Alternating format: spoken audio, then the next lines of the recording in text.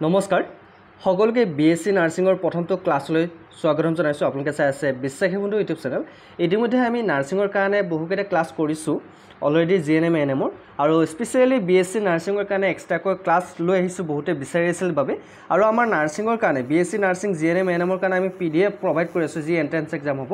যদি আপোনালোকে নাৰ্ছিঙৰ কাৰণে পিডিএফবোৰ বিচাৰি আছে তেনেহ'লে কমন কুৱেশ্যনৰ পিডিএফ আৰু প্ৰিভিয়াছ ইয়াৰ কুৱেশ্যনো ইয়াতে থাকিব। যদি আপোনালোকে ইণ্টাৰেষ্টেড হয় এই নাম্বাৰটোত এতিয়াই পে'মেণ্ট কৰি হোৱাটছআপত স্ক্ৰীনশ্বটটো দি দিব, আপোনালোকে পিডিএফ পাই যাব। বিএসসি নাৰ্ছিং জিএনএম আৰু এএনএম যিসকলে এন্ট্ৰেন্স এক্সাম দিব, ভালকৈ যদি নাৰ্ছিঙত চিট পাব বিচাৰিছে ভালকৈ পঢ়ক, ঠিক আছে।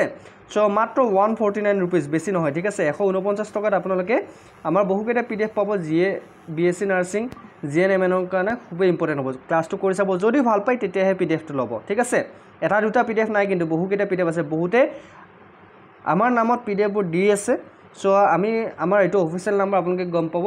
এই নাম্বাৰটোত পে'মেণ্ট কৰিলে আপোনালোকে পিডিএফ ল'ব। বেলেগ নাম্বাৰত আপোনালোকে পে'মেণ্ট কৰি বহুতে কেতিয়াবা 300 to 500 হিচাপে পিডিএফত প্ৰাইচ লৈছে। চ' আমি মাত্ৰ 149 ৰুপিজ লৈছোঁ। যিসকলে আমাৰ পিডিএফবোৰ লোৱা নাই লৈ লওক, আপোনালোকৰ লাভ হ'ব। চ' দেৰি নকৰি আজি ক্লাছটো আৰম্ভ কৰিছোঁ। প্ৰথমতে আমি MCQ ডিছকাছ কৰিম, তাৰপিছত কেইটামান ইম্পৰ্টেণ্ট কুৱেশ্যন চাম। প্ৰথমটো কুৱেশ্যন বহুত ইম্পৰ্টেণ্ট এইকাৰণে নাৰ্ছিঙৰ কাৰণে। চ' ছায়েন্সৰ কুৱেশ্যন হয়। আমি এইটো ক্লাছ জিএনএমৰ যিটো আমাৰ লাইভ ক্লাছ তাতে আমি আলোচনা কৰিছিলোঁ। Which part of the cell is known as the powerhouse of the cell. গতিকে কোষৰ শক্তি কেন্দ্ৰ বুলি কাক কোৱা হয়? কোষৰ শক্তি কেন্দ্ৰ বুলি কাক কোৱা হয়? কোষৰ শক্তি কেন্দ্ৰ বুলি কাক কোৱা হয়? মাইট্ৰকণ্ড্ৰিয়া, ঠিক আছে। মাইট্ৰকণ্ড্ৰিয়া কোষৰ শক্তি কেন্দ্ৰ বুলি কোৱা হয়। মনত ৰাখিব, বহুত ইম্পৰ্টেণ্ট হয়।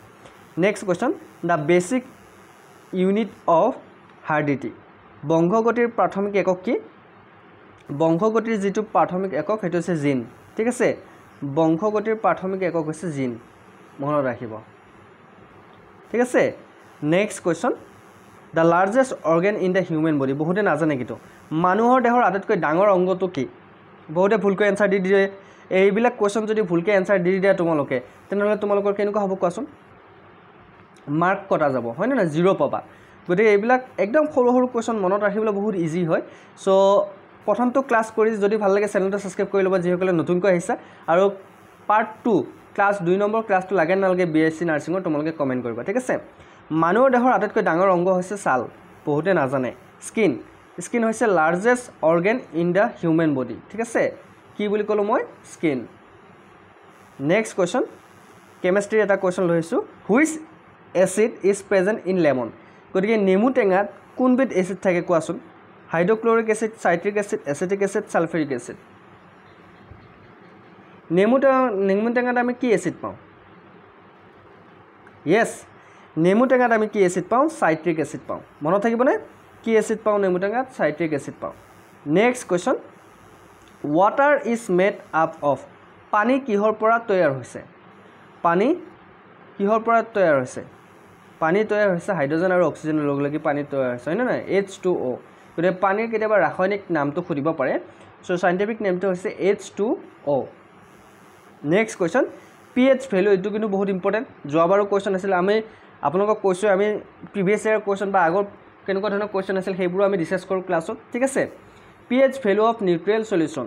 গতিকে নিৰপেক্ষ দ্ৰাৱণৰ pHৰ মান কিমান? সেইটো হৈছে 7। নিউট্ৰেল চলিউশ্যনৰ pHৰ মান হৈছে 7। নেক্সট কুৱেশ্যন, ফিজিক্সৰ এটা কুৱেশ্যন লৈছোঁ। The unit of force is. বলৰ একক কি? আমি সকলোৱে জানো, এইটো ক্লাছত আমি ডিছকাছ কৰিছোঁ। যিসকলে আমাৰ ক্লাছবোৰ ৰেগুলাৰলি কৰিছে, 1 নম্বৰৰ পৰা আমাৰ ক্লাছ যিসকলে এএনএম জিএনএমৰ ক্লাছকেইটা কৰিছে এইটো কুৱেশ্যনৰ পাৰিবা তোমালোকে, ঠিক আছে। চ' নিউটন হৈছে বলৰ একক, ফ'ৰ্চৰ একক হৈছে Newton. Next question, light travels fastest in. পোহৰ আটাইতকৈ বেছি বেগ ক'ত গতি কৰে? পোহৰে আটাইতকৈ ভেকুৱাম, শূন্যত, হয়নে নহয়?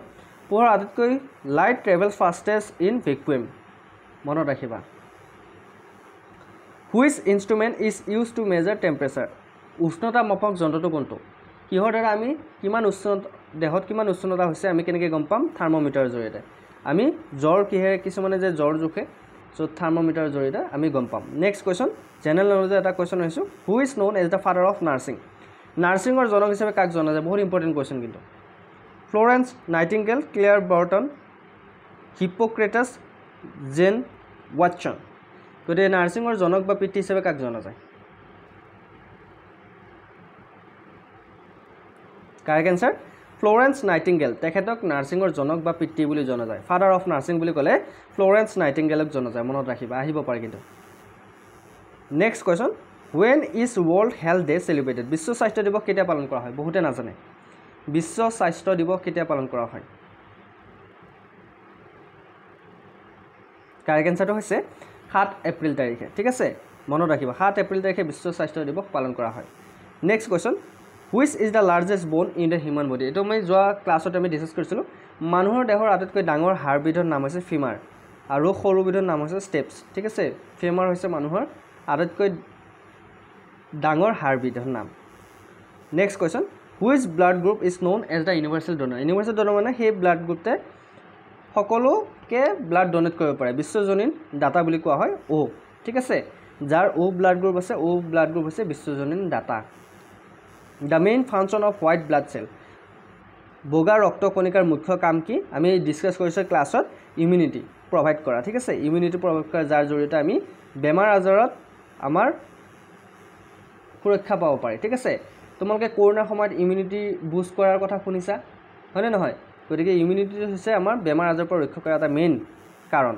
Next question which vitamin is necessary for blood clotting তেজ গঠনত ভিটামিন কে সহায় কৰে ভিটামিন কে তেজ গঠনত সহায় কৰে কয় নে নকৰে next question the symbol for sodium is সোডিয়ামৰ ৰাসায়নিক প্ৰতীক কি মই যোৱা 10 নম্বৰ ক্লাছত ডিসকাস কৰিছিলো Na okay next question water boiling point পানী কিমান ডিগ্ৰী সেলসিয়াছত বইল হয় 100 degree Celsius okay next question salt is chemically known as নিমখক ৰাসায়নিক কি নামেৰে জনা যায় সোডিয়াম ক্লোৰাইড নিমখৰ ৰাসায়নিক নাম হৈছে সোডিয়াম ক্লোৰাইড বহুত ইম্পৰ্টেন্ট কোৱেশ্চন ভাল লাগিছে নে ক্লাছটো কৰি আমনি লাগিছে নেকি তোমালোকে যিসকলে বিএসসি নাৰ্ছিং এবাৰ এন্ট্ৰেন্স এক্সাম দিবা আমাৰ ক্লাছ তোমালোকে সোৱা আজিৰ প্ৰথমটো ক্লাছ তোমালোকৰ কাৰণে এনো আমি নাৰ্ছিঙৰ ক্লাছ কৰি আছো এনএম জিএনএম এন্ট্ৰেন্স এক্সামৰ আমি বিএসসি নাৰ্ছিঙৰ এটো প্ৰথম ক্লাছটো কৰি কেনেকুৱা পাইছা কমেন্টত জনাবলৈ নাপাৰিব সকলোৱে কমেন্ট কৰিবাচোন তেতিয়া আমাৰ গম পাম নেক্সট ক্লাছটো তোমালোকে বিচাৰে নে নিবিচাৰা নেক্সট কোৱেশ্চন ফিজিক্সৰ এটা কোৱেশ্চন লৈ আহিছো the instrument used to measure blood pressure is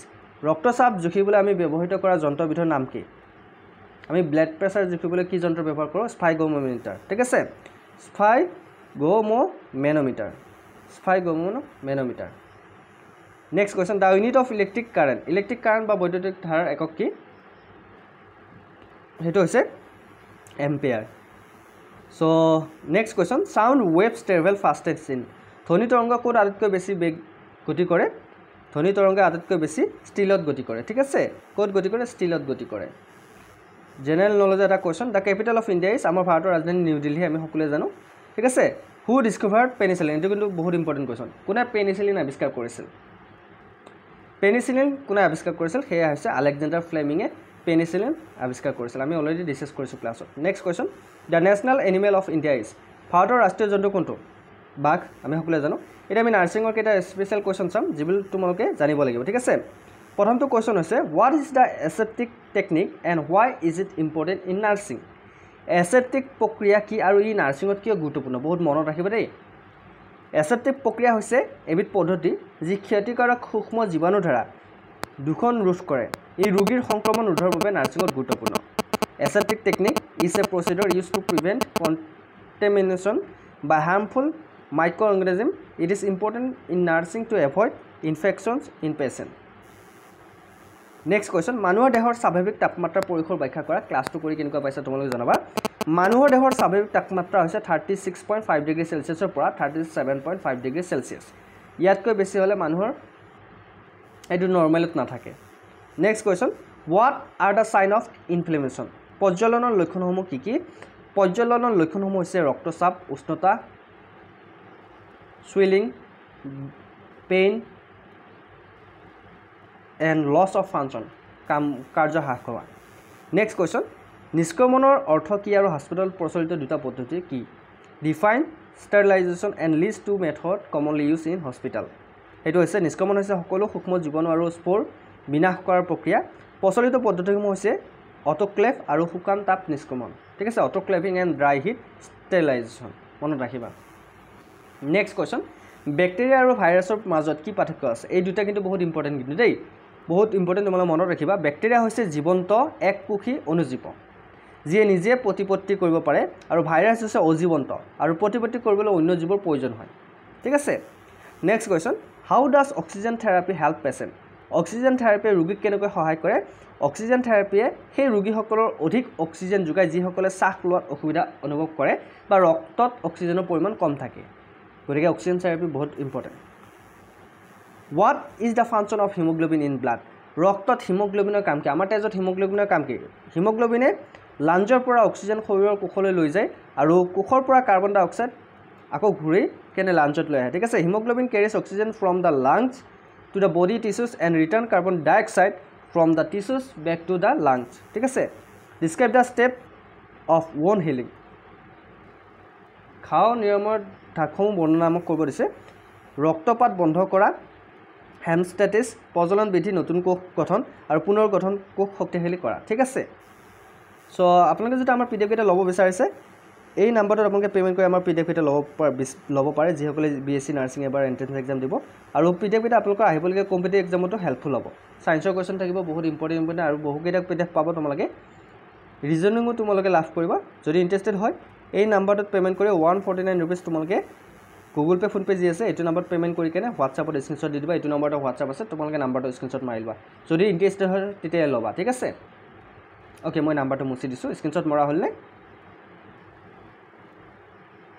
okay next কুৱেশ্যনটো আহিছোঁ what precaution should a nurse take to prevent cross infection এজনী নাৰ্ছে আন্তঃসংক্ৰমণ ৰোধ কৰিবলৈ কি সতৰ্কতা ল'ব লাগে হাত ধুব লাগে গ্লাভছ পৰিধান কৰিব লাগে যন্ত্ৰ নিষ্ক্ৰমণ কৰিব লাগে আৰু বেয়াকৈ নষ্ট সামগ্ৰী সঠিকভাৱে নিষ্কাশন কৰিব লাগে ঠিক আছে হাইড্ৰেশ্যন বা পানী যোগানৰ অৰ্থ কি আৰু ৰোগীৰ যত্নত ইয়াৰ গুৰুত্ব কি define hydration and its important in patient care hydration অৰ্থ হৈছে শৰীৰত যথেষ্ট পৰিমাণে পানী যোগান এই দ্ৰৱ পদাৰ্থৰ সঠিক সঁহাৰি বজাই ৰাখিবলৈ আৰু ৰোগীসকলক ডিহাইড্ৰেশ্যনৰ পৰা ৰক্ষা কৰিবলৈ গুৰুত্বপূৰ্ণ মই ইংৰাজীখিনিও কৈ দিছোঁ hydration means providing adequate fluids to the body it is important to maintain fluid balance and prevent dehydration in patient okay next question what is the normal pulse rate in adult প্ৰাপ্তবয়স্কৰ স্বাভাৱিক স্পন্দন বা স্পন্দনৰ হাৰ কিমান প্ৰাপ্তবয়স্কৰ স্বাভাৱিক স্পন্দনৰ হাৰ হৈছে 60 পৰা 100 প্ৰতি মিনিটত ঠিক আছে what is the hypertension and it cause hypertension মানে হৈছে উচ্চ ৰক্তচাপ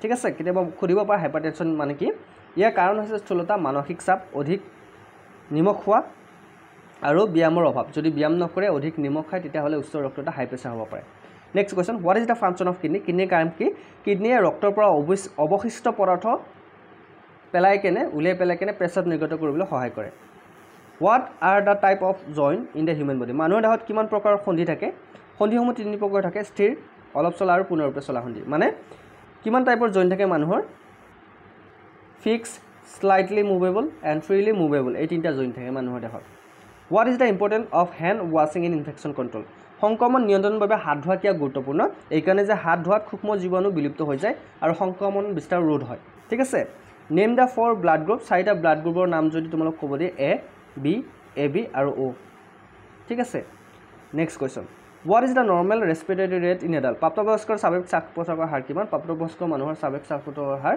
12 পৰা 20 per minute what are the symptoms of ডিহাইড্ৰেশ্যনৰ লক্ষণ হৈছে লক্ষণসমূহ হ'ল মুখখন শুকাই যোৱা পিয়া লাগিব বেছিকৈ কম পেচাব হ'ব চকু বিষাব দুৰ্বলতা হ'ব what is the roll of insulin in the body শৰীৰত ইনচুলিনৰ ভূমিকা কি ইনচুলিনে কোষবোৰক গ্লুক'জ শোষণ কৰিবলৈ সহায় কৰে আৰু ৰক্তত চুগাৰৰ পৰিমাণ নিয়ন্ত্ৰণ কৰে আৰু শেষৰটো কুৱেশ্যন হৈছে হাউ ডু ইউ ভেকচিন ৱৰ্ক টীকা কেনেকৈ কাম কৰে টীকাই ৰোগ প্ৰতিবিধান প্ৰণালী উদ্দীপিত কৰি ৰোগ বিৰোধী এণ্টিবডি উৎপাদন কৰে মানে vaccine stimulate the immune system to produce antibodies against disease so' এয়া আছিল আজি বিএছচি নাৰ্ছিঙৰ প্ৰথমটো ক্লাছ কেনেকুৱা পালে কৰি কমেণ্টত জনাবচোন ভাল লাগিল নে বেয়া লাগিল আমনি লাগিছে নেকি যদি কিবা সুধিব লগা আছে কমেণ্টত সুধিব ঠিক আছে আৰু যদি সেকেন্ড ক্লাছটো লাগে কমেণ্টত জনাব তেতিয়াহে মই সেকেন্ড ক্লাছটো লৈ আহিম যদি আপোনালোকে কমেণ্ট কৰে আৰু লাইক কৰে চেনেলটো যদি নতুনকৈ আহিছে চেনেলটো সাবস্ক্ৰাইব কৰিব আৰু পিডিএফ যদি লাগে মই অলৰেডি নাম্বাৰটো দিছোঁ আকৌ এবাৰ দিছোঁ